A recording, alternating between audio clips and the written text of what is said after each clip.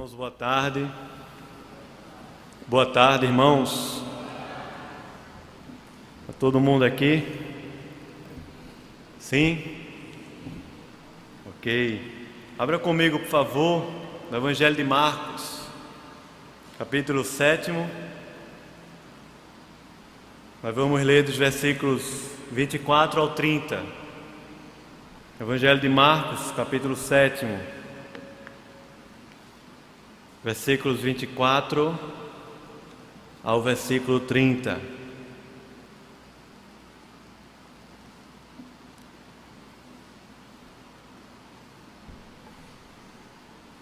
Presta atenção no relato nesse encontro que Jesus teve, que é descrito aí como um tema, como a mulher Ciro-fenícia.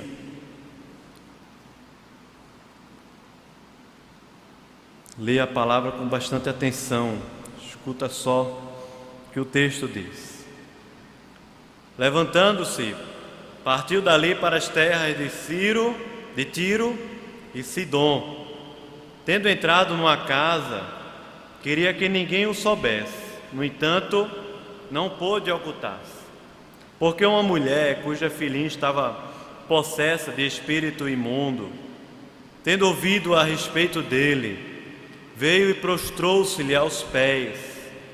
Esta mulher era grega, de origem Ciro-fenícia, e rogava-lhe que expelisse de sua filha o demônio. Mas Jesus lhe disse: deixa primeiro que se fartem os filhos, porque não é bom tomar o pão dos filhos e lançá-lo aos cachorrinhos.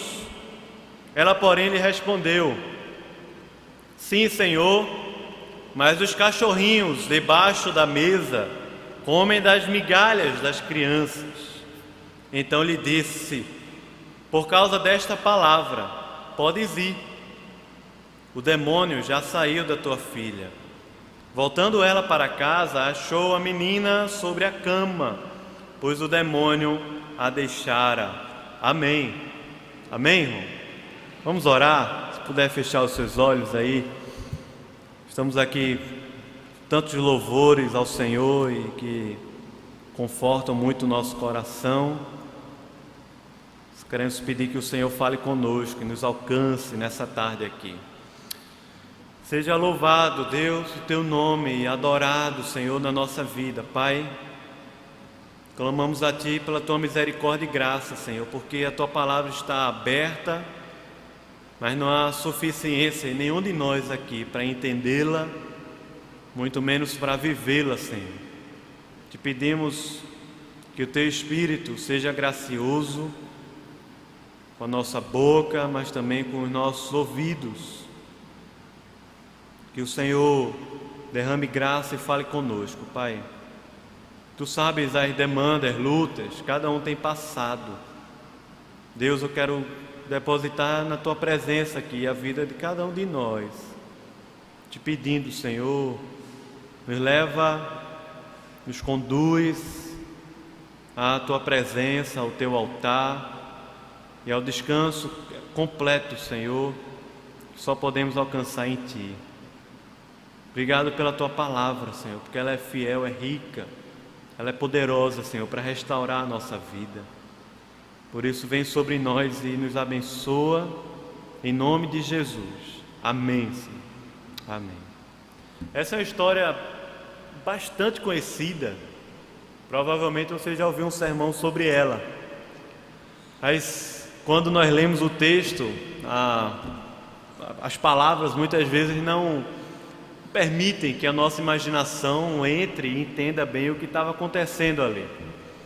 Mas essa é uma cena muito forte na vida do ministério de Jesus, e é uma cena muito forte que nós vemos hoje diariamente ao nosso redor, em que pessoas são colocadas em situações em que suas emoções estão tão fortemente assim afloradas e tão pesadas que elas se esquecem dos padrões e se esquecem de qualquer coisa que está ao seu redor, simplesmente para alcançar aquilo que ela está tentando alcançar.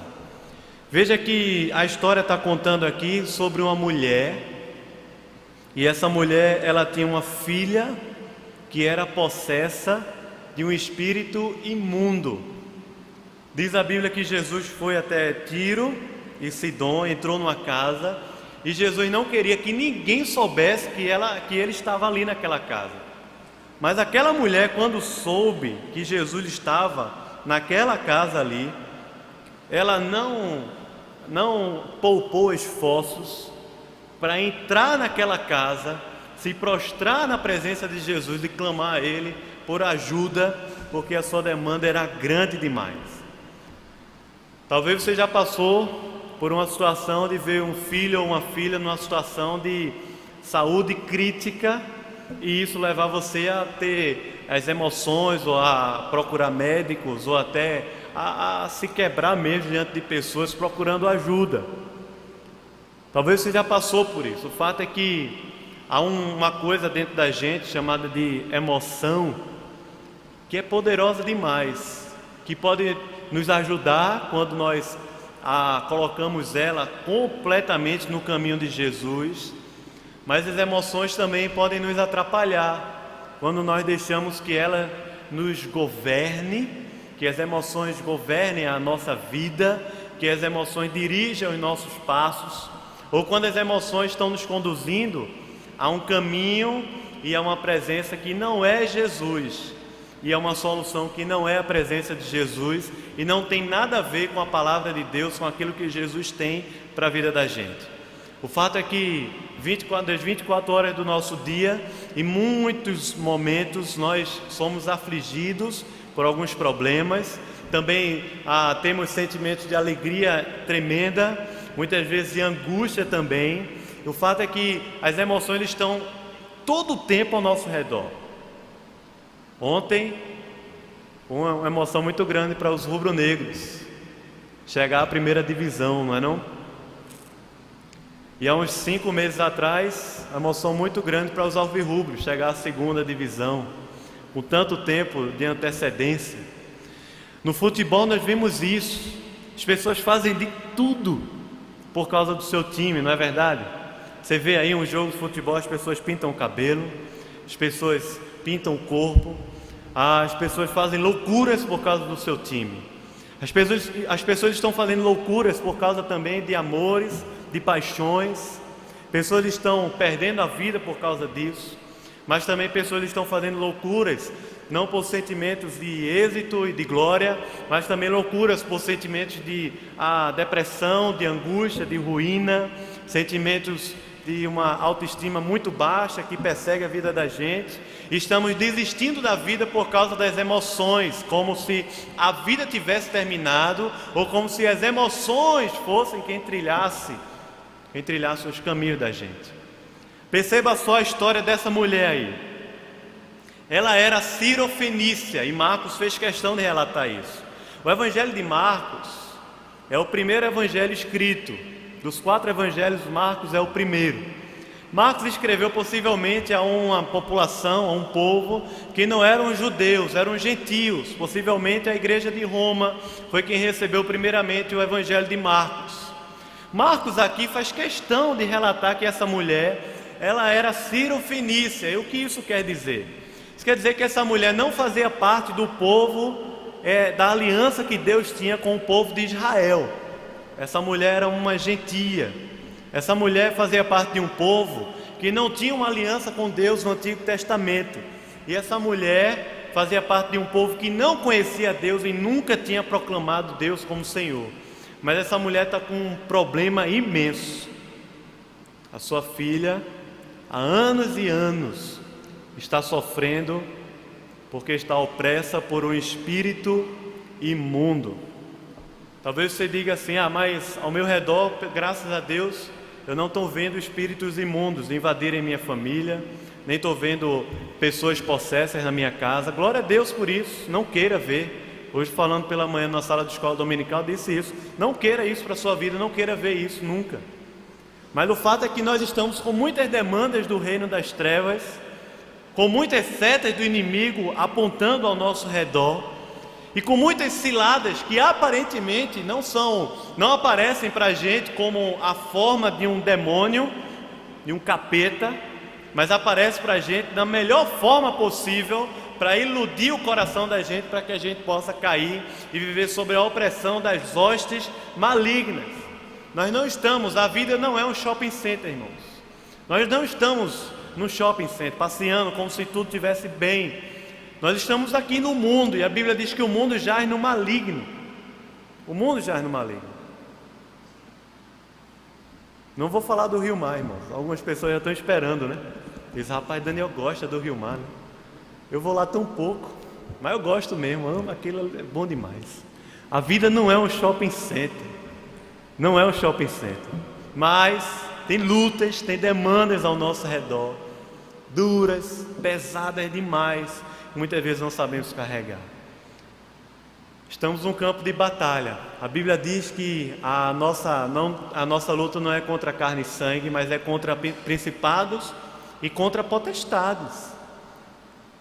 Há uma força, há de fato isso, existe na vida da gente, do povo de Deus, para nos afastar do caminho de Deus, para trazer pesos e sentimentos e emoções na vida da gente, que não vão nos conduzir a Jesus, mas vão nos conduzir a um caminho contrário. Mas não só as hostes malignas, como também o sofrimento.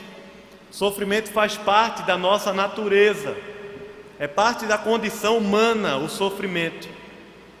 É interessante que as religiões que crescem hoje no século 21 são as religiões que justamente pregam o contrário ao sofrimento. As religiões que estão pregando aí que o sofrimento não é coisa de Deus, que o sofrimento na verdade é coisa dessa terra, ou coisa de sei lá de quem, que o sofrimento não pertence mais a gente, que você pode viver a vida sem sofrer, você pode terminar os seus dias sem sofrer. Quem aqui não deseja isso para a sua própria vida? O fato é que o sofrimento bate na porta da gente, às vezes diariamente, às vezes mensalmente, às vezes anualmente.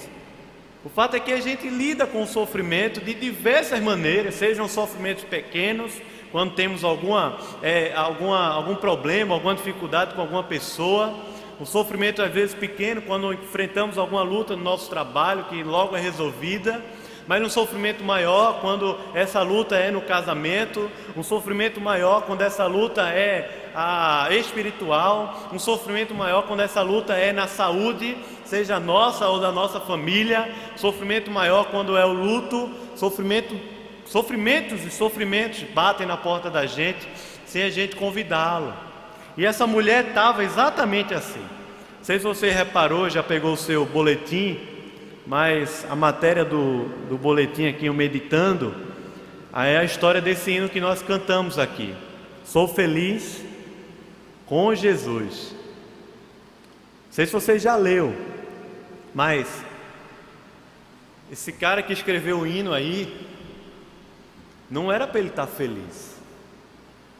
Se ele fosse olhar para as circunstâncias ao seu redor, esse cara era para estar acabado, arruinado, frustrado, perdido.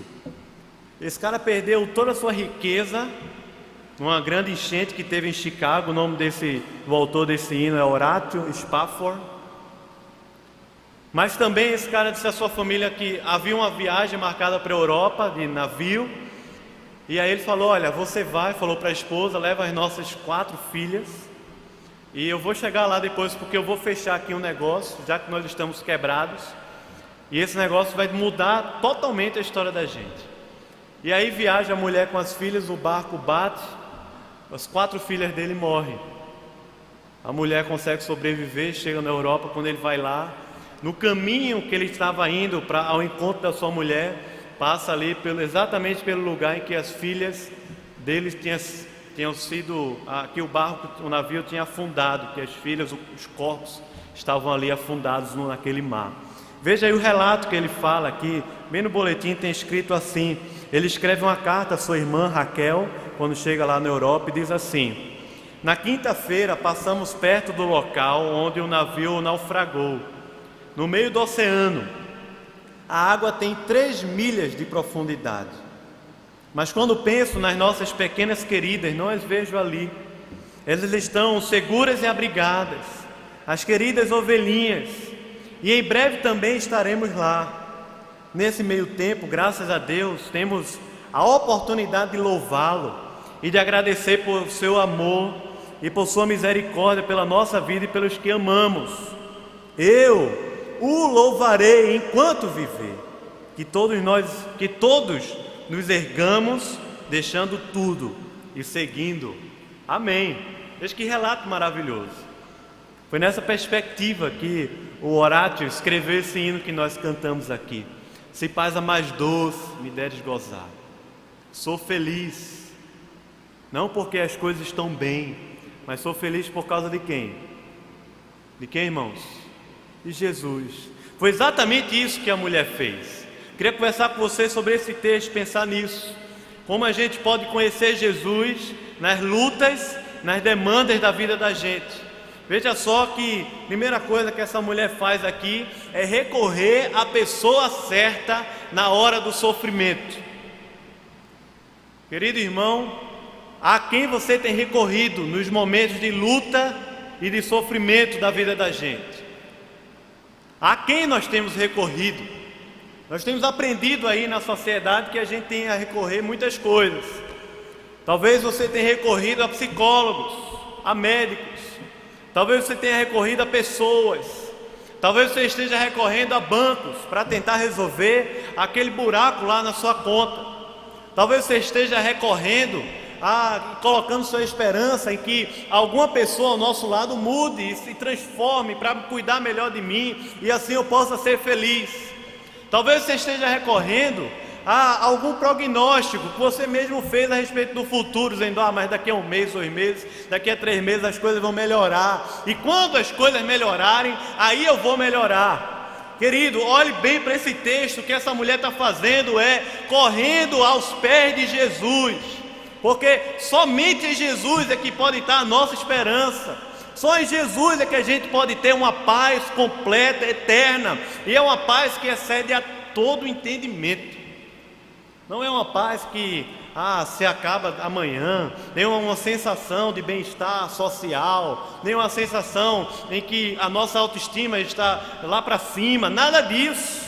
É uma paz e um gozo eterno, completo no coração da gente, que nos faz não perceber que as coisas vão melhorar, porque talvez as coisas não melhorem, mas nos faz perceber que em Jesus nós temos a eterna e completa satisfação da nossa vida.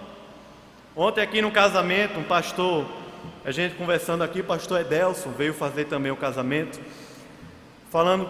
ele contando a experiência, conversando com um jovem sobre casamento, e o jovem dizia assim: será que eu vou arrumar a minha costela? Será que é hoje, pastor, que eu vou desenrolar, vou casar, vou arrumar uma namorada para poder na verdade ele falou assim: será que é hoje que eu vou conhecer alguém que me complete? Essa é a perspectiva dos nossos dias. Nós procuramos pessoas que nos completem, que complementem a vida da gente. Veja só, a única pessoa que pode nos completar é Jesus. Presta atenção nisso. Aquele pastor falou assim: olha, talvez você nunca vai encontrar alguém que complete você, mas você vai encontrar alguém em quem você vai depositar o seu amor. Essa é a perspectiva do casamento. Essa é a perspectiva bíblica sobre essa relação matrimonial que Deus estabeleceu lá no Jardim do Éden. Não é alguém que nos complete, porque somente Jesus pode cobrir essa lacuna no nosso coração. Não é marido nem é esposa, por melhor que ele seja, mas alguém que eu possa depositar o meu amor. Essa é a perspectiva. Mas a questão é que, se você é casado, você sabe, nós sofremos nesse casamento. Se você é pai e tem filhos, aí você sabe, você sofre na criação dos seus filhos. Se você é filho apenas, você sabe, há muitos sofrimentos nessa relação pai e filho também, filho e pai. Se você tem amigos, você sabe, quanto mais nos aprofundamos, também enfrentamos sofrimentos, lutas. A questão é, a quem nós estamos recorrendo, irmãos?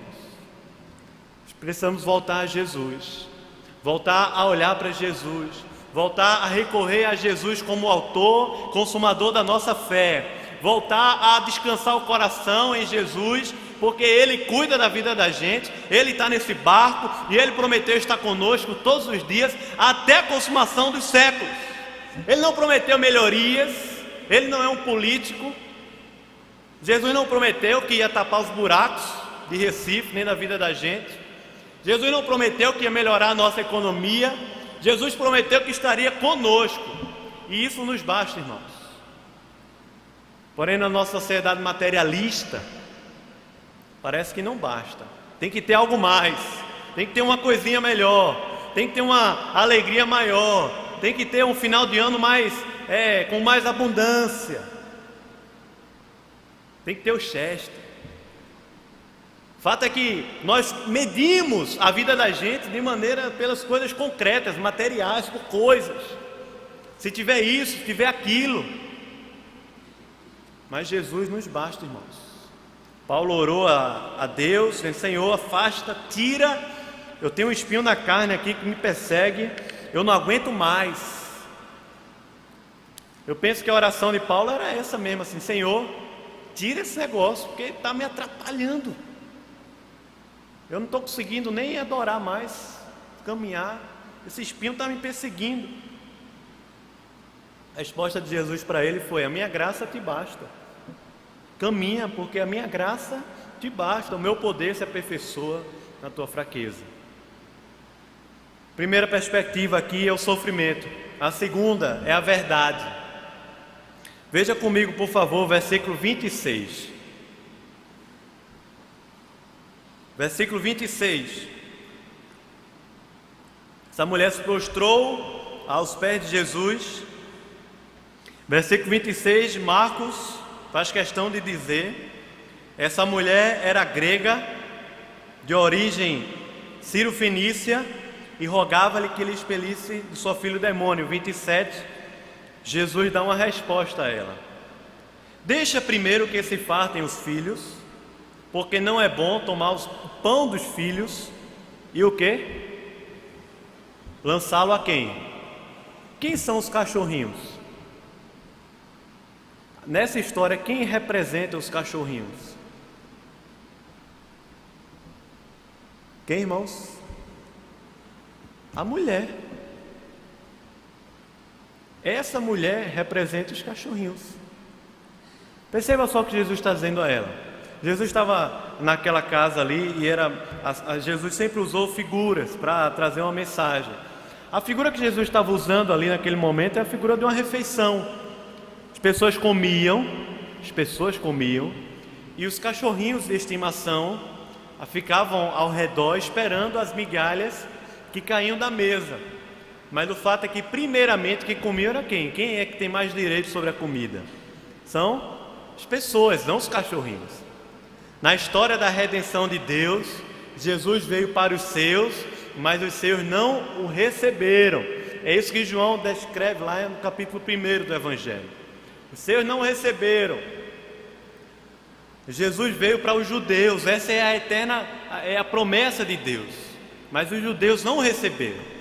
Porém, na revelação de Deus, na palavra, nós percebemos que Jesus não veio apenas para os judeus, mas para todos os povos da terra, porque o povo de Deus, desde o Antigo Testamento, desde os judeus, não existia para si, mas existia para ser luz para as nações.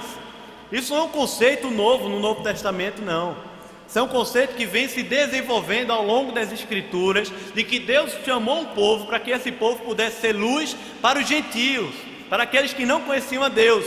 No caso aqui, essa mulher sírio-fenícia não era do povo judeu, não fazia parte da aliança de Deus. Jesus está dizendo a ela: olha, presta atenção, você não tem direito a isso.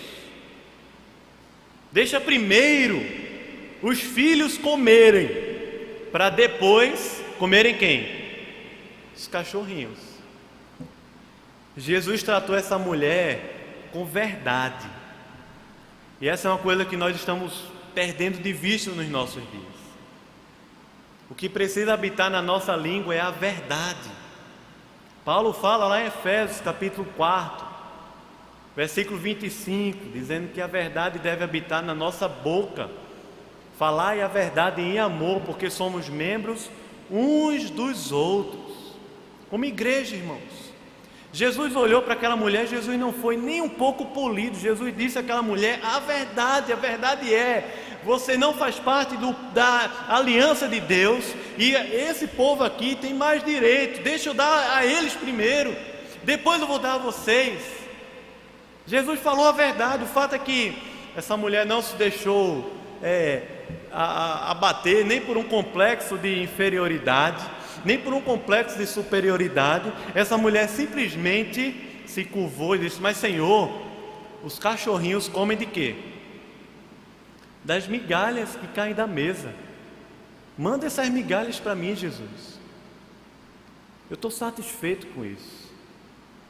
Percebe o que essa mulher está falando? Num tempo como o nosso, em que as relações são tão melindrosas. Mas não. Quantas pessoas ao seu redor você pode falar a verdade em amor, de verdade, de fato? Quando começamos a tratar as pessoas em verdade, e as relações tendem a dois caminhos: ou elas vão se aprofundar mais, ou elas vão se afastar, porque a verdade é assim, irmão. Ou a verdade nos junta, nos aproxima, ou a verdade nos afasta, porque a verdade dói no coração da gente, mesmo ela sendo em amor. Esse é o caminho do Evangelho para as nossas relações: falar a verdade. Por isso que é tão importante o diálogo na nossa casa. Por isso que é tão importante quando tratamos o nosso irmão na fé, nós tratarmos ele com verdade. O que temos visto hoje nas igrejas, no povo de Deus, são relações extremamente superficiais, porque as pessoas não têm mais condições e não estão mais dispostas a tratar o outro com a verdade e poder se tratarem ali mutuamente, de maneira que haja crescimento e que o amor aperfeiçoe aquele caminho ali. As pessoas estão juntas, você vive isso no seu trabalho, na igreja, em todos os lugares, talvez até na sua casa. As pessoas estão juntas, conseguem ver os mesmos programas de televisão, conseguem ver os mesmos filmes, conseguem fazer os mesmos passeios, conseguem ter os mesmos entretenimentos, mas não conseguem olhar nos olhos e falar a verdade. Mas no nosso caminhar com Jesus, o tratamento é esse: Jesus olha nos nossos olhos e fala para nós exatamente aquilo que nós somos. Nós devemos tratar os nossos irmãos da mesma maneira que Jesus nos trata. E Jesus não estava destratando aquela mulher, Jesus estava falando a ela a verdade em amor.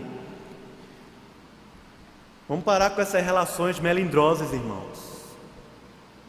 Sabe como é? Ficar cheio de coisa, ferido. Vamos parar com isso.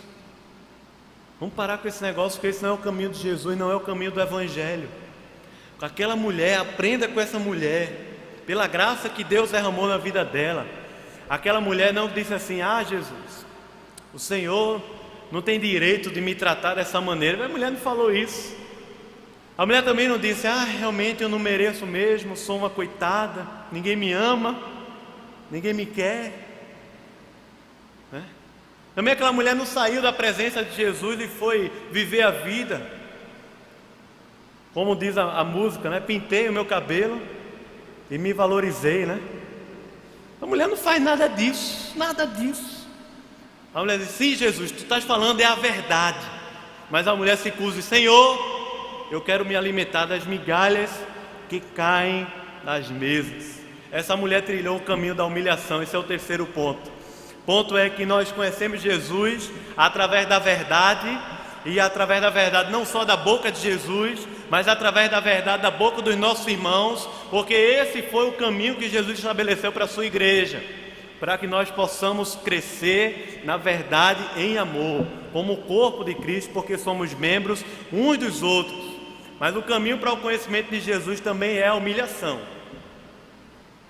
Aquela mulher se humilhou e disse: realmente eu não mereço. Realmente, primeiro eles, os judeus, eu sou Ciro Fenício, o Senhor falou a verdade. Mas a atitude daquela mulher é dizer: Senhor, manda das migalhas que caem das mesas, porque é dessas migalhas que nós queremos comer. Essa mulher estava com uma luta terrível, não sei se você já esqueceu disso. A luta era a filhinha dela, estava lá endemoniada há tanto tempo. Um espírito imundo, coisa horrorosa possa acontecer com a vida de alguém. Um espírito imundo tinha tomado conta daquela criança. E isso perturbava não só a vida da criança, mas você sabe muito bem que qualquer coisa com as nossas crianças perturba a família inteira. E essa é uma perturbação terrível. Mas aquela mulher, quando ouve a resposta de Jesus, se humilha. E o caminho dela é a humilhação. Pedro fala isso lá em 1 Pedro: humilhai-vos sob a poderosa mão de Deus, para que Ele em tempo oportuno vos exalte. Jesus 2 ou 3 vezes nos evangelhos, no evangelho de Lucas nós vamos ver isso pelo menos 2 vezes, Jesus falando: humilhai-vos e Ele vos exaltará, porque os exaltados serão humilhados, mas os humilhados serão exaltados. Os discípulos, quando procuraram Jesus, aqui no evangelho de Marcos nós vemos isso, perguntando: Jesus, olha, qual é o lugar que a gente vai ter aí no trono? Que eu quero sentar à direita, eu quero ser alguém de relevância na terra, eu quero ter honra, eu quero ter essa honra, porque eu estou aqui ralando com o Senhor durante 3 anos, e não é possível que eu não vá sentar ao teu lado para governar e fazer tudo mais. Jesus olhou para os discípulos e disse: rapaz, vocês não estão aprendendo nada. O maior virá a ser servo, e o menor, o servo, esse sim é o maior, é aquele que serve. Porque eu mesmo, eu que sou o filho do homem, não vim para ser servido, mas para servir e dar a minha vida em resgate de muitos.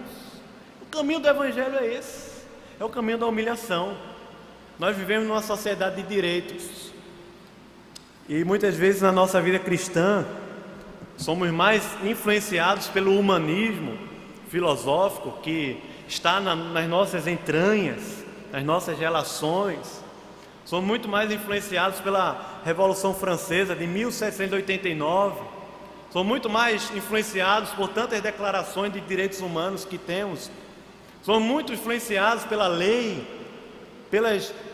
por tudo que está ao nosso favor aqui na terra, dizendo a cada um de nós que somos dignos, que merecemos honra, que devemos ser honrados, que devemos ser glorificados aqui na terra, que você não deve sofrer isso, você não deve sofrer aquilo. E vivemos com tantas coisas dizendo para a gente que na verdade o que a gente tem que buscar é honra e glória aqui na terra. E o caminho de Jesus para termos honra e glória na presença de Deus é o caminho da humilhação, é o caminho do servo, é o caminho do serviço.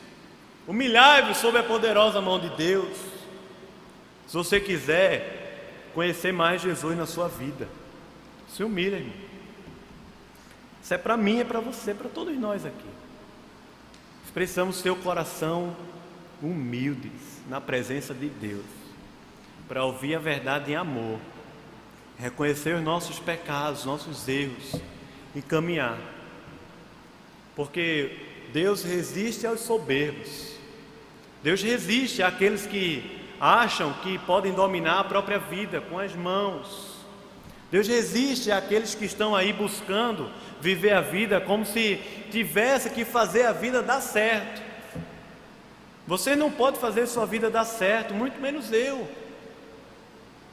Nós não vamos conseguir fazer a vida dar certo, irmão. Se estiver na nossa mão, nós estamos sendo soberbos, arrogantes, porque a nossa vida está na mão de Deus. Humilhai-vos sob a poderosa mão de Deus, porque Ele vai fazer a vida da gente caminhar de acordo com a sua vontade e para o nosso crescimento, o nosso amadurecimento. O caminho do Evangelho é o caminho da humilhação, porque é nesse caminho que nós vamos conhecer Jesus. É nesse caminho. Essa mulher abriu mão dos seus direitos. E é uma mulher, viu? Cheio de falar aqui do feminismo, que assola a vida das mulheres. Preste atenção, mulher. Não deixe teu coração ser guiado pelo espírito desse século, não. Pela palavra. Seja sábia de acordo com a palavra de Deus. Aprenda com essa mulher, porque a graça de Deus está na vida dela. Humilhe-se. Humilhe-se na presença de Jesus. E deixa Deus cuidar da tua causa. Porque Jesus cuida da nossa causa. Jesus cuidou da causa dessa mulher. Quando essa mulher se humilha, o Senhor Jesus olhou para ela, Ele diz: pode ir para casa, porque o demônio já saiu da sua filha. Eu venci o mundo. Eu venci as hostes do mal. Eu venci o pecado. Eu venci tudo que pode atormentar a vida humana, eu venci. Jesus foi homem como a gente, humano, mas sem pecado. Ele viveu o que a gente vive. As emoções que nós vivemos, ele viveu, e ainda muito mais, porque ele na cruz do Calvário, enquanto estava sendo crucificado, viveu as emoções que, creio, nenhum de nós aqui viveu. E talvez não vamos viver. A emoção da morte, da dor, daquela morte que demora, que é sacrificante. Jesus suou sangue, angústia terrível foi tomada sobre ele. Ele carregou ali toda a ira de Deus que seria contra nós. Mas diz a Bíblia que ele é o nosso sumo sacerdote e intercede por nós, porque ele nos conhece, ele cuida da nossa causa, ele cuida da nossa vida. Ele venceu, inclusive, não apenas o inferno, não apenas o pecado, mas ele venceu também as nossas vicissitudes, as nossas lutas, venceu as nossas emoções, para que a gente possa encontrar de fato o caminho de Jesus na vida da gente. Por isso, quem está guiando sua vida, Jesus ou as emoções? Jesus ou as relações sociais? Jesus ou os direitos humanos?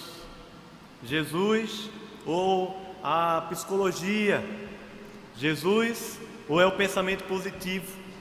É Jesus ou são as religiões que têm pregado aqui coisas que não fazem parte do Evangelho de Jesus? É Jesus ou são as emoções que vem sobre nós, o sofrimento, a luta que vem sobre nós de maneira tão ferrenha? Preste atenção, porque essa palavra é para a vida da gente diária. Talvez hoje você está passando por alguma coisa semelhante a essa, mas talvez amanhã você vai passar. Talvez depois da manhã nós vamos passar juntos por lutas, situações desse tipo aqui, em que vamos ter que enfrentar o sofrimento, ou também vamos ter que enfrentar a verdade. Também vamos ter que enfrentar a humilhação, para que o Senhor cresça e que a gente diminua, porque esse é o processo. O Senhor crescendo na vida da gente e a gente diminuindo cada vez mais. Amém, irmãos? E o Senhor aplique essa palavra no coração da gente como igreja, para que Ele cresça, não para que nós cresçamos, sejamos alguém, façamos a vida dar certo, mas para que Ele cresça e a gente diminua. Vamos orar. Queria convidá-lo, se você puder fechar os seus olhos. A gente vai orar aqui.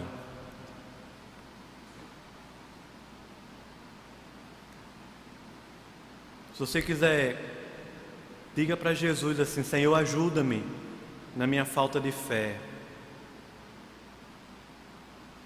Mas talvez você esteja aqui passando por lutas, sofrimentos, com o coração doído, cheio de melindres. Peça a Deus: Senhor, vence as minhas emoções, vence o meu coração, Senhor, para que eu possa diminuir cada vez mais e o Senhor crescer na minha vida. Humilha o meu coração.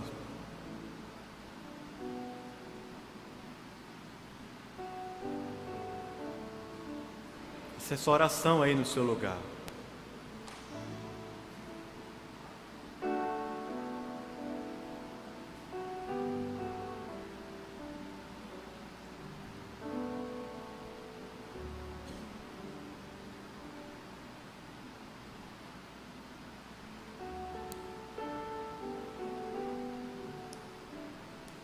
Senhor, atende, ó Deus, ao clamor do nosso coração.